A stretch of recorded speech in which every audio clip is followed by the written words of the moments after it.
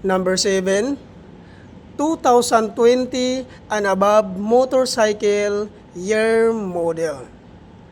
At regarding naman po sa mga secondhand po na pagkabili ng kanilang mga motor, ay kailangan nyo lang po magdala ng deed of sale. Kailangan po guys, nakanotarize po yun.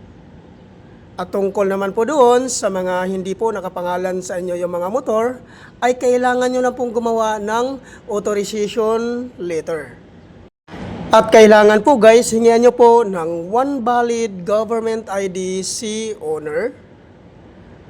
At ipotocopy nyo po, papirmahin nyo po ng 3 beses sa baba.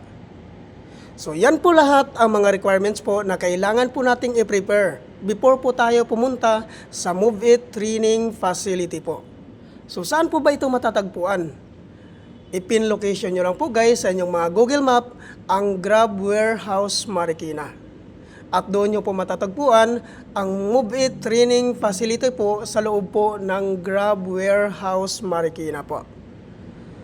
At ang kagandahan po dito guys, no, pag once ma-activate po kayo dito kay Move It, ma-avail mo po ang zero commission. Ano po ba ito ang tinatawag na zero commission po ni Move It? Ang ibig sabihin po nito guys, pag once ma